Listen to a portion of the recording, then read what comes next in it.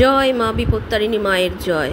আজ মায়ের নাম নিয়েই ভিডিওটা শুরু করলাম। চারিদিকে যা চলছে সবকিছু চোখের সামনে দেখে মনটা বিষাদে ভরে ওঠে। একমাত্র মাই পারে তার সন্তানদের সব বিপদ থেকে রক্ষা করতে। তো হ্যালো ফ্রেন্ডস, অর্পিতা সিম্পল লাইফস্টাইলে তোমাদের অনেক অনেক স্বাগত। আজ হচ্ছে মঙ্গলবার, বিপত্তারিণী মায়ের পুজো। মায়ের কাছে সকলে এসছে পুজো দিতে। আর কালীঘাটে সেদিন কতটা ভিড় হয়েছিল সেই দৃশ্যই কিন্তু তোমরা এতক্ষণ দেখতে পেলে। তো চলো প্রথম থেকে শুরু করি ভিডিওটা। তো সকালবেলা ঘুম থেকে উঠে চায়ের জল চাপিয়ে দিয়ে ভাতের হাঁড়ি বসাবো। সোনুর অফিস আছে। ফ্রিজে ছিল ইলিশ মাছের মাথা ও লেজা, মাছটা খাওয়া হয়ে গেছে, ওটা বার করে নিয়েছি। আর চিকেন মানে সলিড চিকেন, বোনলেস চিকেন ছিল, সেটাও আমি বার করে নিয়েছি। তো এগুলো জলে ভিজিয়ে দিয়ে একেবারে আমি মুসুর ডালটাও ধুয়ে নিলাম। ভাতটা তো বসিয়ে দিয়েছি আগেই, আর চায়ে চা পাতা দিয়ে ঢাকা দিয়ে কিছু সবজিও আমি কেটে নিয়েছি। এদিকে দেখো ভাতটা আমার প্রায় হয়ে গেছে, নামাবো একটু পরে। তার আগে কিছুটা ঝিঙে আলুর তরকারি রয়েছে, এটা গরম করে নেব। এটা কালকে রাত্রিবেলা রুটি দিয়ে খাওয়ার জন্য করেছিলাম। সোনু আর আমার শাশুড়ি মা খায়নি, ওই জন্য রয়ে গেছে। তো এটাই আজকে গরম করে দিয়ে দেব সোনুকে, আর কিছুটা থাকলে রেখে দেব। তার আগে আমি প্রেসার কুকারে ডাল সেদ্ধ করে নিয়েছি, একটু বেশি করেই করেছি। সেদ্ধ ডাল একটু তুলে রাখবো আগের থেকে, কালকে অন্য কিছু দিয়ে সোমবার দিয়ে দেব। আর আজকে আমি টমেটো দিয়ে ডাল করব। তো ডাল সেদ্ধটা নামিয়ে রেখে আমি আগে প্রেসার কুকারে চিকেন স্ট্রুটা বসাবো। চিকেন স্ট্রুর জন্যই আমি সবজিটা কেটেছিলাম। তো প্রেসার কুকারে একবারে একটু বাটার দিয়ে, একটু গোটা গরম মশলা সোমবার দিয়ে, আমি পেঁয়াজ থেতে করা কয়েক কোয়া রসুন দিয়ে ভেজে নেব। তারপরে আমি শক্ত সবজিগুলো আগে দিয়ে দেবো, যেমন আলু, পেঁপে, বিনস, গাজর একটু সাঁতলে নেব। কিন্তু তার আগে আমার ভাত হয়ে গেছে, ভাতটা নামাবো। আমি গ্যাসের ফ্লেমটা বন্ধ করে দিলাম ভাতের, আর প্রেসার কুকারের ওদিকে ফ্লেমটা আমি কমিয়ে দিয়ে ভাতের ফ্যানটা ঝরিয়ে নিয়ে আমি এবার নরম সবজিগুলো দিয়ে দেব, যেমন ক্যাপসিকাম, টমেটো, এগুলো দিয়ে আর একটু নাড়াচাড়া করে আমি চিকেনটা দিয়ে দেব। আর চাটাও কিন্তু আমার খাওয়া হয়নি, আমি চা খেতে খেতেই রান্নাটা করে নিচ্ছি, কারণ সোনুর আবার দেরি হয়ে যাবে নালে। তো সোনুশান খাবে বলে আমি কাঁচা লঙ্কা কিন্তু দেইনি, আমি গোলমরিচ গুঁড়োই দেব। গোলমরিচ গুঁড়ো দিতে গিয়ে দেখলাম যে গোলমরিচ গুঁড়ো করা নেই। আবার গোটা গোলমরিচ আমি মিক্সিতে গুঁড়ো করে নিয়ে ওটার মধ্যে দিলাম কিছুটা, আর পরিমাণ মতন জল দিয়ে দিলাম। এবার পরিমাণ মতো নুন দিয়ে আমি প্রেসার কুকারটা আটকে দিলাম। আর এদিকে দেখো ডালটা আমি সোমবার দিয়ে নিচ্ছি। শুকনো লঙ্কা ও সর্ষে ফোড়ন দিই, সামান্য কালো জিরেও দিয়ে দিয়েছি। তারপর টমেটোটা দিয়ে একটু জল দিয়ে দিলাম, তার মধ্যে নুন হলুদ দিয়ে দিয়েছি। টমেটোটা একটু নরম হয়ে গেলে ডালটা পরিমাণ মতন দিয়ে আমি এবার একটু সামান্য মিষ্টি দিয়ে ফুটিয়ে নিয়ে নামিয়ে ফেলবো। এদিকে সোনু রেডি হয়ে গেছে, আমাকে বলছে তোমার হয়ে গেছে? আমি বললাম হ্যাঁ হ্যাঁ হয়ে গেছে, তুই ড্রেস কর, আমি ছাতুটা গুলে দিচ্ছি। তো স্নান করে বেরিয়ে গেছে। ওকে আবার বললাম তুই তাহলে ঠাকুর ঘরের ফ্রিজ থেকে একটু ফল এনে দে, আমি ফলটা কেটে দিই। এরপরে ওর লাঞ্চ বক্সে সব তুলে দিলাম, গরম গরমই ডাল তুলে দিলাম, ডাল হয়ে গেছে। ঝিঙে আলুর তরকারি তো আগেই দিয়ে দিয়েছি। আর প্রেসার কুকারেও সিটিটা ওঠেনি, সিটিটা তুলে দিলাম। এদিকে ভাতটা বেড়ে নিচ্ছি। সিটিটা যেই উঠে গেল তখন প্রেসার কুকার থেকে চিকেন স্টুটা দিয়ে সব টিফিন বক্সগুলি আটকে দিলাম। তো ও তো রেডি হয়ে গেছে, আর আমারও রান্না গুছানো হয়ে গেছে। কিন্তু আজকে গেটই খোলা হয়নি, কারণ শান আজকে জিমে যায়নি। আর গেট খোলা হয়নি বলে আজকে বাইরে জলও দেওয়া হয়নি। সোনু বেরোবে এখনই, তো পাম্পটা আমি পরেই চালাবো। আগে গেটটা খুলে আমি মগ দিয়ে জল দিয়ে দিলাম গেটের সামনে। তারপরেও চলে যাবার পর আবার সবজি নিয়ে বসেছি কুটতে। তো আমার হাজবেন্ড উঠেছে এখন, আমাকে বললো চাটা গরম করে দিতে, ওর চাটা আবার গরম বসালাম। আর এদিকে আমি লাউ কেটেছি, লাউ দিয়ে বড়ি দিয়ে ঘন্ট করব। আর বেগুন কেটেছি, ইলিশ মাছের মাথা আর লেজা দিয়ে আমি একটা চচ্চড়ি মতন করব। ইলিশ মাছ আর চিকেনটা রবিবার দিন আনা হয়েছিল, কারণ সেদিনকারে আমার মা আর বোন এসেছিল আমাদের বাড়িতে। সেই দিন ফ্রাইড রাইস, বেগুনি, চিলি চিকেন, ইলিশ মাছ রান্না করেছিলাম, সেখান থেকেই মাথা, লেজা আর সলিড চিকেনগুলো ছিল। ঘন্টটা বসিয়ে দিয়ে আমি আবার কিছু বাসনও মেজে নিলাম। তারপরে দেখো লাউ ঘন্টটা নামিয়ে নিয়ে মাথা আর লেজাগুলো ভাজা বসিয়েছি। আর দুটো লেজা এমনি আমি ভেজে তুলে রেখেছি মাছের তেল সমেত, এটা আমি ভাত দিয়ে খাবো এখন। তারপরে বেগুন দিয়ে ওটাও করে নিলাম। দেখো এখানে তো ভাত করেছি, টমেটো দিয়ে ডাল, এখানে ইলিশ মাছের মাথা, লেজা দিয়ে বেগুন দিয়ে চচ্চড়ি, বড়ি দিয়ে লাউ ঘন্ট আর চিকেন স্ট্রু। দেখো ফ্রেন্ডস 11টা বাজে, আমার হাজব্যান্ড শাশুড়ি মা দোকানে চলে গেল। আর তার আগে শান আজকে পুজো দিতে গেল কালীঘাটে। প্রথমে বলেছিল আজকে তো বিপত্তারিণী পুজো, শনিবার গেছে আর আজকে হচ্ছে মঙ্গলবার। তো প্রথমে বলেছিল যে অন্য জায়গায় যাবে, মানে আমাদের এখানেই বিপত্তারিণী মন্দির আছে, মানে এখান থেকে কিছুটা দূরে তাজপুরে, তো ওইখানে যাবে প্রথমে বলেছিল, তারপরে বললো না, বন্ধু বললো যে কালীঘাটে চল, ওখানে কম ভিড় হবে। তা বললো ঠিক আছে। তো তার আগে ও মানে স্নান করে সকালবেলা ঘুম থেকে উঠে স্নান করে ছোলা বাদাম খেলো, তারপরে একটু ছাতু গুলে দিলাম, কারণ ওইখানে গেলে কতটা ভিড় হবে না ভিড় হবে তার ঠিক নেই।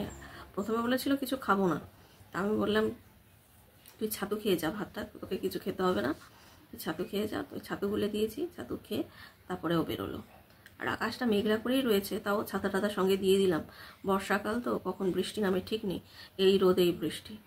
আর সোনু তো সকালবেলা চলেই গেল। আর সোনুর আবার কালকে এত তাড়াহুড়া করে আমার রান্না করতে হবে না, কারণ ওর কালকে অফিসে আবার দুপুরবেলা খাবার অ্যারেঞ্জমেন্ট করেছে, তো ওই জন্য পরেই রান্না করব, মানে অত সকালবেলা রান্না করব না।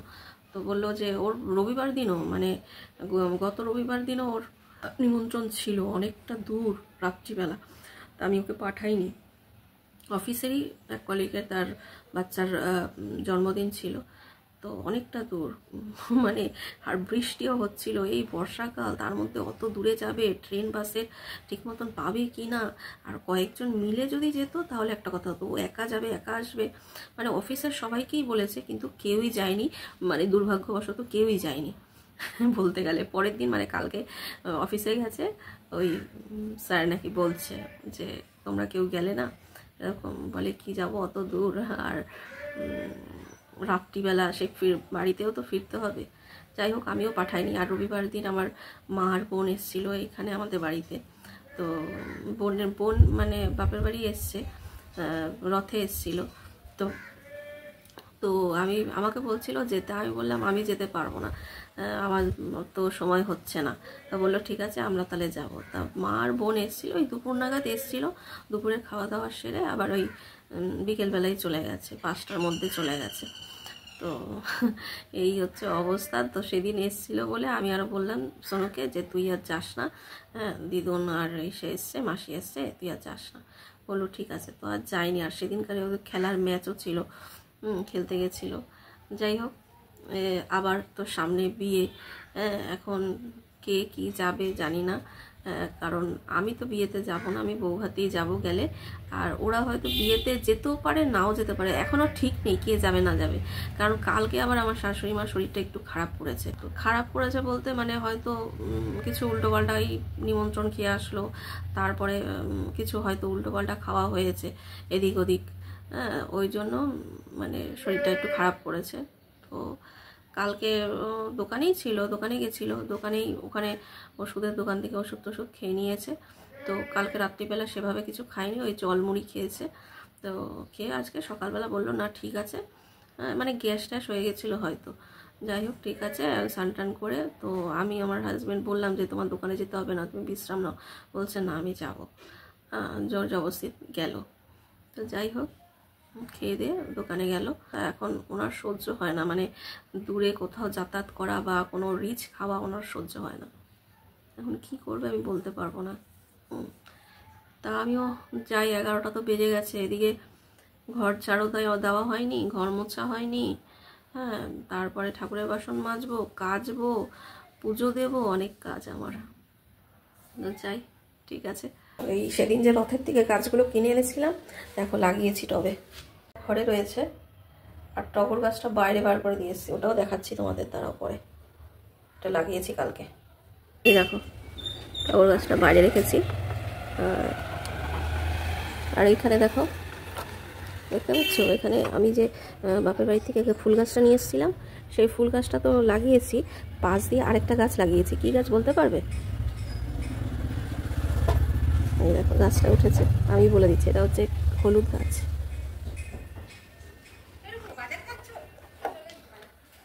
এই সরস্বতী মায়ের এইখানে পুজোতে দিয়েছিলাম, সরস্বতী পুজোয় ওই দিয়েছিলাম ঠাকুরের সামনে। তো সেটার থেকে না মানে গাছটা না মানে হলুদ গাছ, হলুদটার থেকে মানে হলুদটা শুকায়নি। আমরা কি জানি বাজার থেকে হলুদ নিয়ে আসলে কাঁচা হলুদ ঠাকুরের সামনে দিলে ওটা আস্তে আস্তে শুকিয়ে যায়, কিন্তু ওটা আমি যেটা দিয়েছিলাম সরস্বতী পূজা এবার, তো ওটা কিন্তু শুকায়নি, ওটা একদম টাটকা ছিল। এবার ওইটার থেকেই গাছ বেরিয়েছে। তা আমি ভাবলাম গাছ যখন বেরিয়েছে মানে ওটা পুজোর হলুদ, কিন্তু ওটা আমি দেখলাম বর্ষাকাল আছে আর মাটিটাও নরম আছে। তো ওই গাছটা যখন ফুল গাছটা যখন বসিয়েছি, এই কাঁচা হলুদের গাছটাও আমি পাশ দিয়ে বসিয়ে দিয়েছিলাম। তো ওইটা অনেকটা বড় হয়ে গেছে, রোজই দেখি একটু একটু করে পাতা বেরোচ্ছে, তো অনেকটা বড় হয়ে গেছে। এখন ছাড় দিচ্ছি, এই যে প্রতিদিন এসে শুয়ে থাকবে। দেখো ঘরটার তো মোছা হয়ে গেছে, ঠাকুরের জামা কাপড়গুলো ধোয়া হয়নি, ওগুলো আজকে ধোবো। এই যে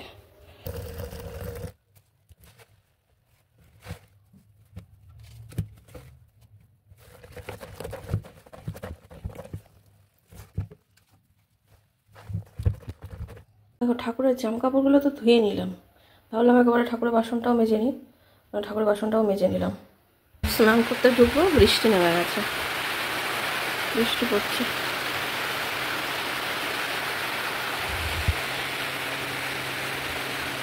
বাথরুমের এয়ার ফ্রেশনারটা শেষ হয়ে গেছে, ওটা লাগিয়ে দিই। অল্পই কাচলাম, বৃষ্টি নেমে গেছিলো তাই, আর বেলাও হয়ে গেছে, স্নান চলে এসছে। পুজো করে নিয়েছি, পুজো করা হয়ে গেছে, তখন 2:30টা বেজে গেছে। স্নানের খুব খিদে পেয়ে গেছে, বলছে সকালবেলা শুধু ছাতু খেয়ে গেছে, তো যাই এবার খেতে দিয়ে গিয়ে পরে পুজো করলাম। আর ঠাকুরের জামা কাপড়গুলো এখানেই মেলে দিলাম সব, ওপরে আর মেলিনি। এখন বৃষ্টি পড়ছে না, তাও মেঘলা করে রয়েছে। যে পুজো দিয়েছে, প্রসাদ পাগা নিয়ে এসছে বিপত্তারিণী মায়ের। খেয়ে বাসন মেজে আসলাম, 3:20 বাজতে যায়। আর এই যে জামা কাপড় মেলতে গিয়ে এগুলো সব নিয়ে আসলাম, কালকে কেচেছিলাম, এগুলো পরে ভাঁজ করবো, এখন আর ভালো লাগছে না। আর সেদিন মার বোন এসেছিল, আশফল নিয়ে এসছে। ভাত বসিয়ে দিলাম অল্প একটু সোনসানের জন্য, এখানে ভাত নিয়েছি অল্প করে সোনসানের জন্য।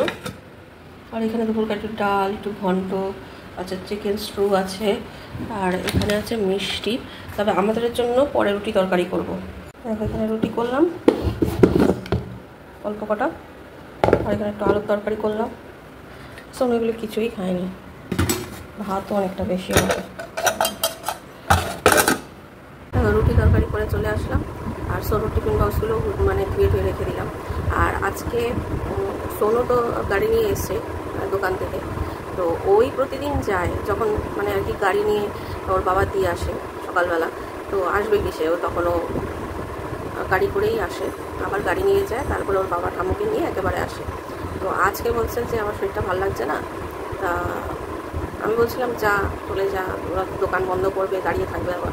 বলছে আমার ভালো লাগছে না। তাই বললাম শানকে বললাম তাহলে তুই যা, আজকে দাদা যেতে হবে না, তুই যা। তারপরে বললো ঠিক আছে। তো শান গেল গাড়ি নিয়ে, তারপরে ওরা আসবে। আর রাত হয়ে গেলে না রিক্সা ভাড়া এত চায়, আর এখানে রিক্সা ছাড়া কিছু আসেও না, পাওয়া যায় না, রিক্সা করে যেতে হবে, রিক্সা করে আসতে হবে।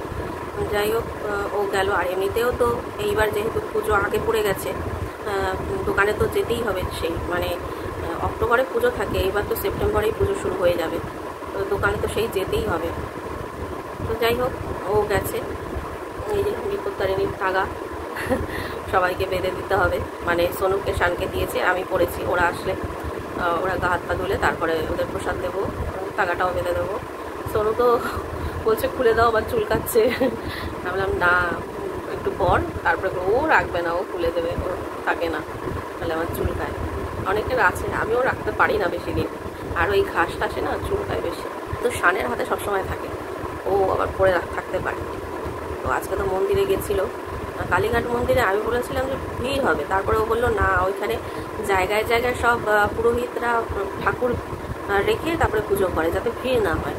তো আমি দেখলাম, সেটাই দেখলাম, ও ভিডিও করে এনেছে, সেটাই দেখলাম যে জায়গায় জায়গায় ঠাকুর আছে, বসিয়ে পুজো করা হচ্ছে, যাতে এক জায়গায় অনেকটা ভিড় না হয়, সবাই পুজো দিতে পারে নিরিবিলিতে। তো ভিড় হয়েছে, ভিড় হয়নি রে তা না, ভিড় তো হবেই। মঙ্গলবার শনিবার এমনিতেই ভিড় হয়, তার উপরে যদি পুজো থাকে। আজকে তো বিপত্তারিণী পুজো, শনিবার গেল, আজকে হলো। যাই হোক পুজো দিয়ে এসছে ভালো মতনই, 1:30 নাগাদ চলে এসছে। আমাদের খেয়ে দিয়ে উঠতে তো অনেক বেলা হয়ে গেল। ওর খিদে পেয়ে গেছিলো, আমাকে বলছে তাড়াতাড়ি পুজো দিয়ে আসে। এবার পুজো দিতে বসলে কি তাড়াতাড়ি হয়? ভালো মতো পুজো দেবো, তারপরে তো তুলসী পাতা, বেল পাতা, দূর্বা এগুলো বাছবো। আর এখন বর্ষা না, সব ফুল টুলগুলো সব পচে যাচ্ছে, এগুলো বেছে বুঝে তারপর তো ঠাকুরকে দেবো। ঠিক আছে ফ্রেন্ডস, আজকের ভিডিওটা এখানেই শেষ করছি। আবার দেখা হবে নতুন আরেকটা ভিডিওর সঙ্গে। ততক্ষণ পর্যন্ত ভালো থেকো, সুস্থ থেকো, গুড নাইট, টাটা।